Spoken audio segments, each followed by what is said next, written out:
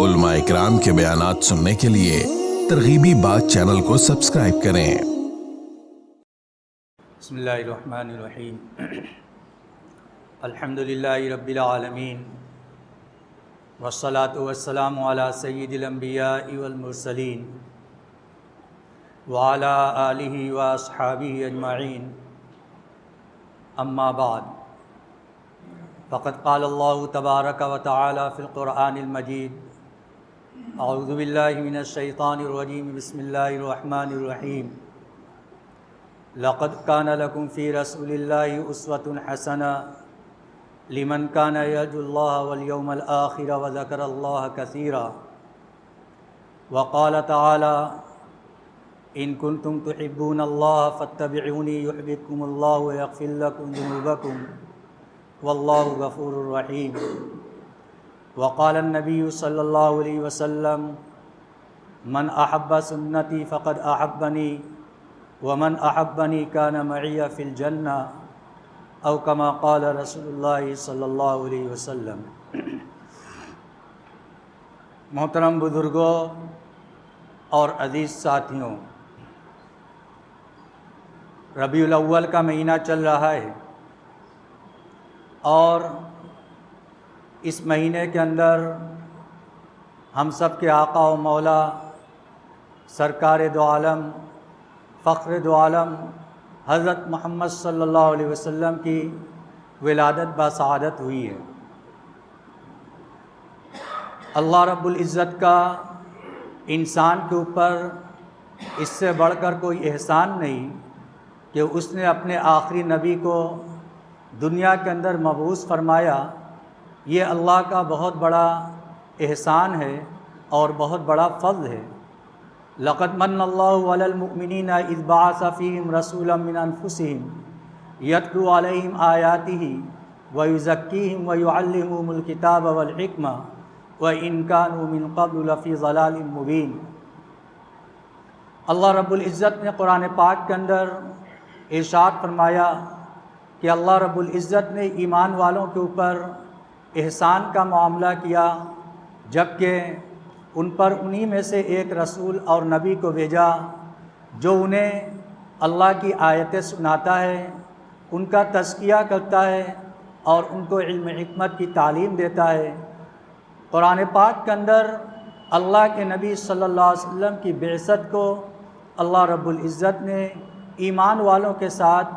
احسان کے معاملہ قرار دیا ہے۔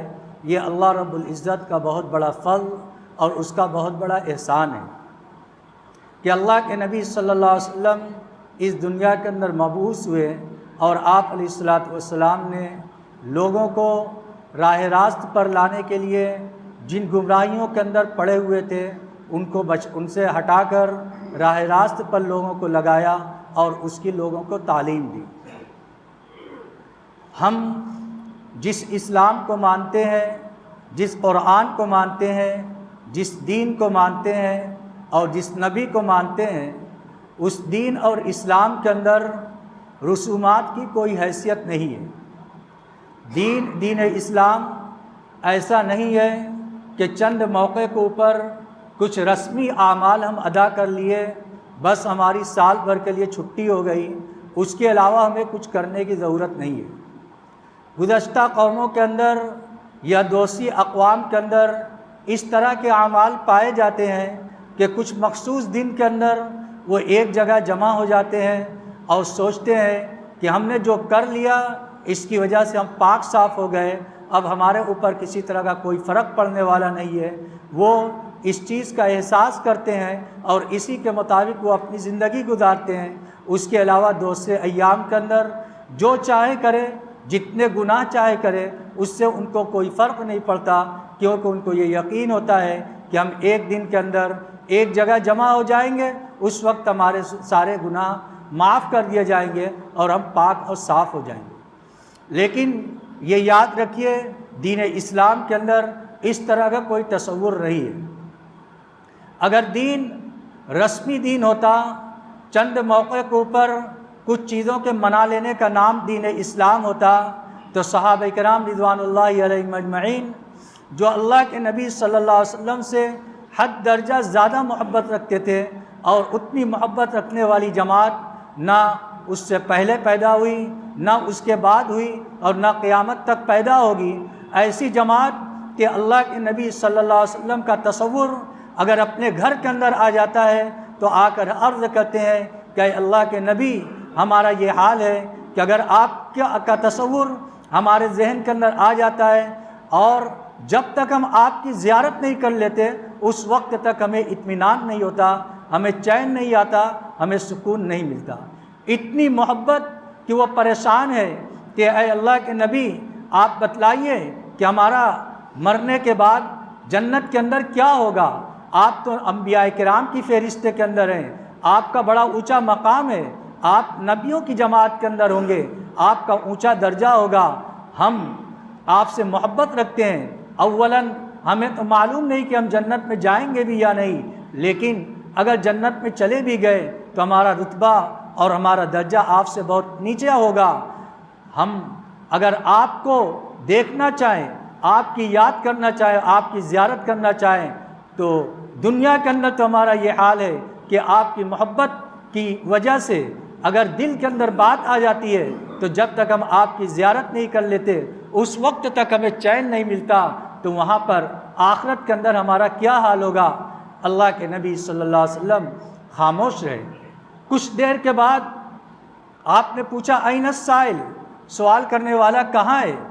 سوال کرنے والے نے کہا کہ میں موجود ہوں۔ اللہ کے نبی صلی اللہ علیہ وسلم پر وحی نازل ہوئی، وَمَن يُطِعِ اللَّهَ وَالرَّسُولَ، جو اللہ اور رسول کی اطاعت کرے گا، فَأُولَٰئِكَ مَعَ الَّذِينَ أَنْعَمَ اللَّهُ عَلَيْهِم مِّنَ النَّبِيِّينَ وَالصِّدِّيقِينَ وَالشُّهَدَاءِ وَالصَّالِحِينَ وَحَسُنَ أُولَٰئِكَ رَفِيقًا، کہ جو اللہ اور رسول کی اطاعت کرے گا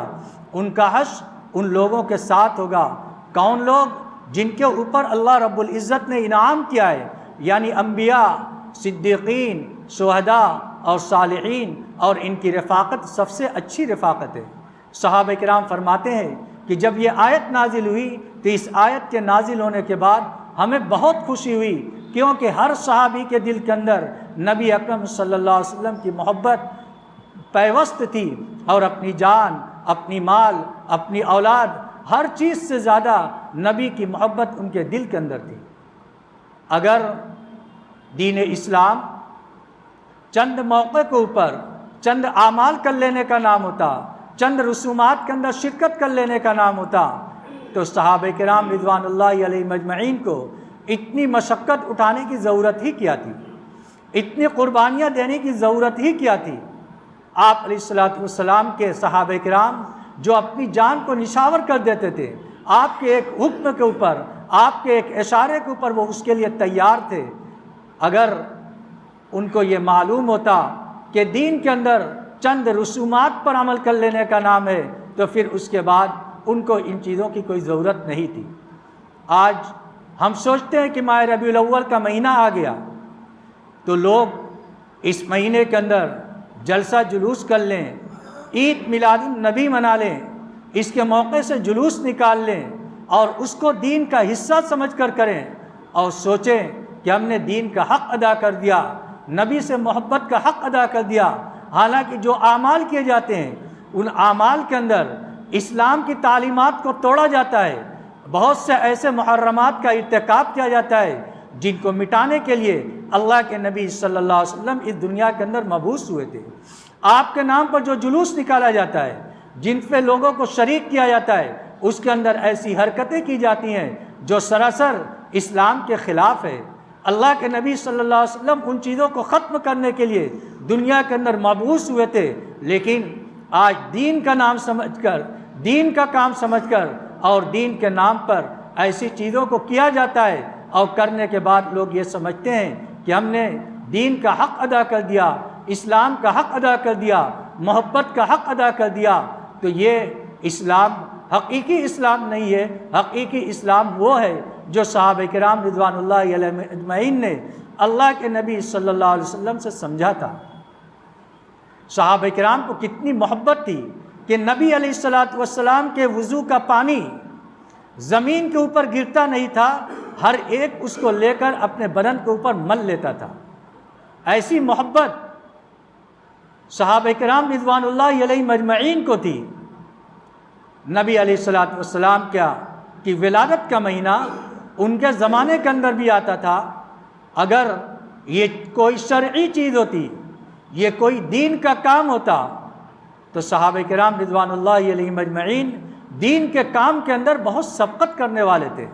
پہل کرنے والے تھے، دوسرے سے آگے بڑھنے والے تھے، نیکی میں وہ بڑے حریص تھے۔ لیکن اس کے باوجود صحابہ کرام رضوان اللہ علیہ مجمعین نے اس کو نہیں کیا، تو اس سے معلوم ہوتا ہے کہ یہ کوئی دین کا کام نہیں ہے، یہ کوئی شرعی کام نہیں ہے، یہ دین کے اندر ایک اضافہ ہے۔ شریعت کے اندر اس کو عید نہیں قرار دیا۔ پہلے ابھی کچھ عرصہ پہلے 12 ربیع الاول کو 12 وفات کے نام سے جانا جاتا تھا۔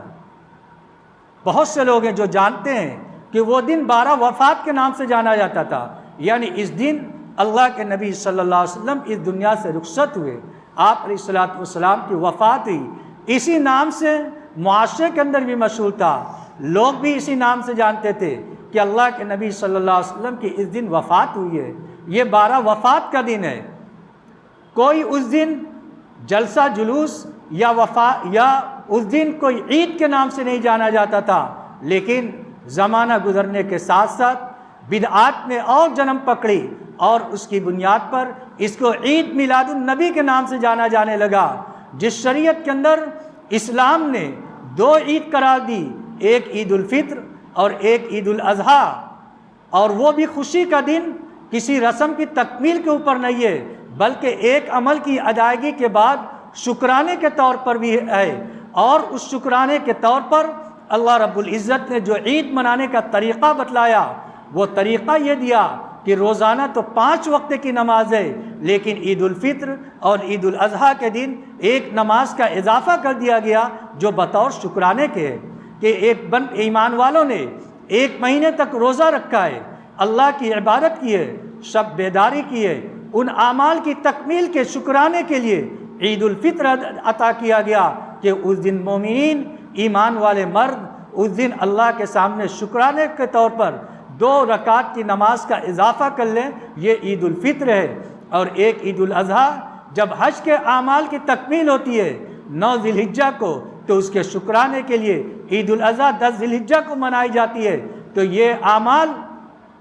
یہ دونوں عید کسی رسم کی تکمیل کے طور پر نہیں، بلکہ بندے کے ایک اعمال کی تکمیل ہوتی ہے، جس تکمیل کے شکرانے کے طور پر عید کا دن ہمیں عطا کیا گیا۔ ایک کو عید الفطر اور دوسرے کے عید الاضحیٰ کہا جاتا ہے۔ اسی طریقے سے اگر ہم یہ سوچیں کہ جیسے عید الفطر، عید الاضحیٰ دین کا ایک جز ہے، ایسے ہی عید میلاد النبی منانا بھی دین کا ایک جز ہے، اور اس کی بنیاد پر بہت ساری محفلیں کی جائیں، جلوس نکالے جائیں، اور جو لوگ اس عمل کے اندر شریک نہ ہوں ان کے بارے میں غلط الفاظ کا استعمال کیا جائے۔ اللہ کے نبی صلی اللہ علیہ وسلم نے دین کے سلسلے میں صاف ارشاد فرما دیا، الیوم اکملت لکم دینکم واتممت علیکم نعمتی ورضیت لکم الاسلام دینا۔ قرآن پاک کے اندر آیت نازل ہوئی کہ آج کے دن یعنی حج کے موقع پر اللہ کے نبی صلی اللہ علیہ وسلم پر یہ آیت نازل ہوئی کہ آج دین کی تکمیل کر دی گئی، اب دین مکمل ہو گیا، اس کے اندر اب کسی طرح کی کمی اور کسی طرح کے اضافے کی کوئی گنجائش نہیں۔ اگر کوئی شخص دین کے اندر کسی طرح کا کوئی عمل دین کا سمجھ کر اضافہ کرتا ہے تو یہ بدعت کہلائے گا۔ وَكُلُّ مُحْدَثَةٍ بِدْعَةٍ، دین کے اندر دین سمجھ کر ہر نئی ایجاد کی جانے والی چیز بدعت ہے۔ وَكُلُّ بِدْعَةٍ ضَلَالَةٍ، اور ہر بدعت گمراہی کی جانب لے کر جانے والی ہوتی ہے، اور ہر گمراہی کا انجام جہنم ہوتا ہے، لہذا یہ چیز بدعت ہوگی۔ من احدث فی امرنا ھذا ما لیس منہ فہو رد علیہ، اللہ کے نبی صلی اللہ علیہ وسلم نے ارشاد فرمایا، جو شخص ہمارے دین کے اندر ایسی چیز کو ایجاد کرے جو دین کا جز نہیں ہے، تو یاد رکھو وہ چیز اس کے اوپر رد کر دی جائے گی، وہ قابل مردود ہے، اس کے اوپر عمل نہیں کیا جائے گا۔ ہم سوچیں کیا دین اللہ کے نبی صلی اللہ علیہ وسلم نے تکمیل دین کی نہیں کر دی؟ اللہ رب العزت نے دین کو مکمل نہیں کر دیا؟ جب دین مکمل ہو گیا، تو اب دین کے نام پر کسی طرح کا اضافہ کرنا یا کسی طرح کی زیادتی کرنا یہی بدعت کہلاتی ہے، اور ہر بدعت گمراہی کی جانب لے کر جانے والی ہوتی ہے، چاہے بدعات کے ساتھ کتنی بڑی جماعت کیوں نہ ہو جائے، اس کی وجہ سے وہ حق پر نہیں ہو سکتی اور وہ سنت نہیں قرار دی جا سکتی۔ بدعت اور سنت دونوں کے اندر تضاد ہے، جو چیز سنت ہوتی ہے وہ بدعت نہیں ہوتی، اور جو بدعت ہوتی ہے اس کا سنت سے کوئی واسطہ نہیں ہوتا۔ ہمیں اعمال دیے گئے ہیں، اللہ کے نبی صلی اللہ علیہ وسلم کے طریقے دیے گئے ہیں، آپ ان اعمال کو کیجئے، نبی علیہ الصلوۃ والسلام کے طریقے کو پر عمل کیجئے۔ صحابہ کرام رضوان اللہ علیہ مجمعین اللہ کے نبی صلی اللہ علیہ وسلم کی سنت کے اوپر، آپ کے طریقے کے اوپر عمل کرنے والے تھے، تب اللہ رب العزت نے ان کو کس چیز کا پروانہ دیا تھا؟ رضا کا پروانہ دیا تھا، جنت کی خوشخبری کا وعدہ کیا تھا، دنیا کے اندر اپنی رضا کا پروانہ دیا تھا۔ کس بنیاد پر؟ اس بنیاد پر کہ وہ صحابہ کرام اللہ کے نبی صلی اللہ علیہ وسلم کی سنت اور آپ کے طریقے پر ہر آن عمل پیرا ہونے والے تھے۔ آج ہماری زندگی سنت سے خالی ہو رہی ہے۔ صحابہ کرام ایک ایک سنت کے اوپر کتنے طریقے سے عمل کرنے والے تھے، دلچسپی کے ساتھ عمل کرنے والے تھے۔ آج ہم تو بہت معمولی طریقے سے سنت کو چھوڑ دے رہے ہیں، جو حساب سے معاشرہ تبدیل ہو رہا ہے، فرائض عام طور سے چھوڑے جا رہے ہیں، محرمات کے اندر دلچسپی نوجوانوں کی بڑھتی چلی جا رہی ہے۔ ہمارا مسلم معاشرہ آگے کیسا ہوگا،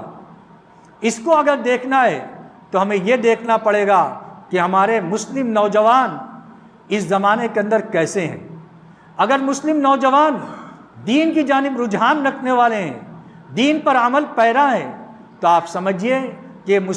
آگے مسلم معاشرہ، مستقبل کے اندر مسلم معاشرہ ایک دیندار معاشرہ ہوگا۔ اس کے اندر نبی علیہ الصلوۃ والسلام کی سنت اور آپ علیہ الصلوۃ والسلام کے طریقے پر عمل کرنا کا جذبہ پیدا ہوگا اور وہ معاشرہ دیندار معاشرہ ہوگا۔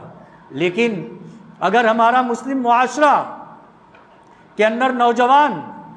بچے ایسے ہیں جو دین سے دور ہیں، جو دینی تعلیمات پر عمل نہیں کر رہے ہیں، بلکہ دینی تعلیمات کے سلسلے میں شکوک میں مبتلا ہیں اور سنت کو یہ کہہ کر چھوڑ دیتے ہیں کہ یہ سنت ہی تو ہے، تو یہ یاد رکھیں کہ پھر مستقبل کے اندر اس جنریشن کے ساتھ اور اس نئی نسل کے ساتھ یہ امید رکھنا کہ مستقبل کے اندر یہ معاشرہ بہت اچھا معاشرہ ہوگا، دیندار معاشرہ ہوگا، تو یہ ہماری بھول ہوگی، یہ ہماری بھول ہوگی اور ہم دھوکے کے اندر مبتلا ہوں گے اگر اس معاشرے سے بہت اچھی امید لگائیں گے۔ ضرورت یہ ہے کہ اس دور کے اندر ہم نبی علیہ الصلوۃ والسلام کی تعلیمات کو زندہ کریں۔ آپ علیہ الصلوۃ والسلام کی ہر تعلیم، چاہے وہ جس لائن کی بھی ہو، مختصر ہوتی ہے لیکن اس کے اندر بڑی گہرائی اور گہرائی ہوتی ہے۔ ایک آدمی اگر اس کے اندر غور کرے گا تو اس کو یہ بات نظر آئے گی کہ اگر ہم اس تعلیم کے اوپر عمل کریں گے تو ہمارا مسلم معاشرہ حقیقتاً مسلم معاشرہ بنے گا اور اس کی بنیاد پر امن، چین، سکون پیدا ہوگا۔ آپ علیہ الصلوۃ والسلام کی سنت کے اندر کتنی عافیت ہے اور کتنا سکون ہے، کبھی اس کے اوپر عمل کر کے دیکھیں۔ نماز کے سلسلے میں ہمارا یہ عمل ہوتا ہے، جو دیندار لوگ ہوتے ہیں، دینی مزاج رکھتے ہیں، وہ سوچتے ہیں کہ ہماری نماز سنت کے مطابق ہو، کیونکہ نماز جتنی سنت کے مطابق ہوگی اتنی زیادہ قبولیت کے قریب ہوگی۔ نماز کے اندر سنت کیا ہے، رکوع کیسے کرنا ہے، سجدہ کیسے کرنا ہے، قرات کیسے کرنی ہے، کب کون سی تسبیح پڑھنی ہے، یہ ہم معلومات کرتے ہیں اور سوچتے ہیں کہ اس کی وجہ سے ہماری نماز نبی علیہ الصلوۃ والسلام کی نماز کے زیادہ قریب ہوگی، اور جو نماز سنت سے زیادہ قریب ہوگی وہ قبولیت سے زیادہ قریب ہوگی۔ یہی چیز ساری چیزوں کے اندر ہے۔ ہمارے معاشرے کے اندر شادی بیاہ جو تقریبات ہوتی ہیں، اس کے اندر آج ہم معاشرے کی جکڑن کے اندر اس طریقے سے پھنسے ہوئے ہیں رسومات کے اندر کہ آدمی چاہے جس درجے کا ہوتا ہے، لیکن اپنے اسٹینڈرڈ کو، اپنے اسٹیٹس کو معاشرے کے اندر برقرار رکھنے کے لیے وہ ساری رسومات کی پابندی اپنے اوپر لازم کر لیتا ہے، جس کی بنیاد پر چاہے اس کو قرضہ لینا پڑے، چاہے اس کو اپنی زمین بیچنی پڑے، وہ سارے کام کو کرتا ہے، لیکن ان ساری رسومات کو کرنے کے اوپر مجبور ہوتا ہے اور سوچتا ہے کہ اگر ہم یہ کام نہیں کریں گے تو معاشرے کے اندر ہمارے لوگ کیا کہیں گے، ہمارے اوپر تانے کسے جائیں گے۔ لیکن یاد رکھیں، ہم ان معاشرے والے لوگوں کے تانے سے نڈر ہو کر اللہ کے نبی صلی اللہ علیہ وسلم کی سنت کے اوپر عمل کریں گے اور یہ سوچیں گے کہ اللہ کے نبی صلی اللہ علیہ وسلم نے ارشاد فرمایا ان اعظم النکاح برکتاً ایسرہ مؤونتاً، کہ سب سے زیادہ برکت والا نکاح وہ ہوتا ہے جس کے اندر سب سے کم خرچہ ہو، ہم آسانی اختیار کریں گے۔ تو یہ یاد رکھیں کہ بظاہر ہمیں ہو سکتا ہے دنیا کے اندر تانے سننے پڑ جائیں، لیکن جب ہم سادگی کے اوپر آئیں گے تو اس سادگی کی وجہ سے جو عافیت، جو چین اور جو سکون نصیب ہوگا، وہ آپ کو اس معاشرے کی رسومات کے اندر پھنس کر جو نکاح کریں گے، بچوں کی شادی کریں گے، اس کے اندر وہ چیز نصیب نہیں ہوگی۔ ایک تو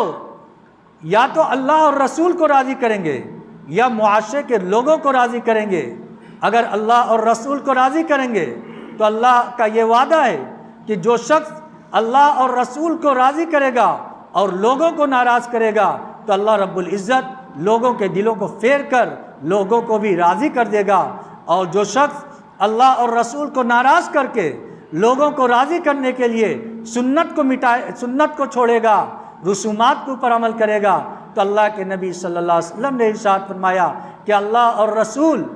کو جو ناراض کرے گا اور لوگوں کو راضی کرے گا تو لوگ بھی راضی کرنے کی وجہ سے راضی نہیں ہوں گے، بلکہ اللہ اور رسول بھی ناراض ہوں گے اور معاشرے کے لوگ بھی ناراض ہوں گے۔ سب کرنے کے بعد کوئی فلاں رشتہ دار ناراض ہو گئے، فلاں رشتہ دار ناراض ہو گئے کہ ہمارا یہ نہیں کیا، ہمارا یہ نہیں کیا۔ سب کرنے کے باوجود اس نے اپنی زمین بیچ دی، بہت سارے قیمتی سامان بیچ دیے، لیکن اس کے باوجود رشتہ دار ناراض ہیں کہ ہمارا یہ نہیں کیا، ہمارا وہ نہیں کیا۔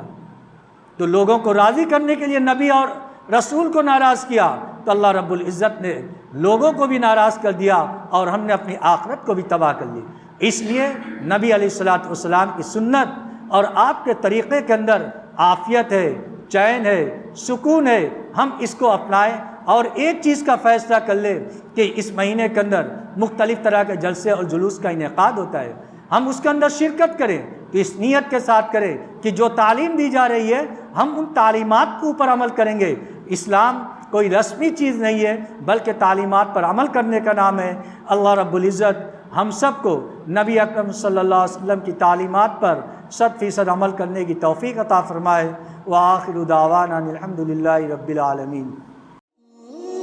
مزید علماء کے بیانات سننے کے لیے ترغیبی بات چینل کو سبسکرائب کریں۔ جزاک اللہ۔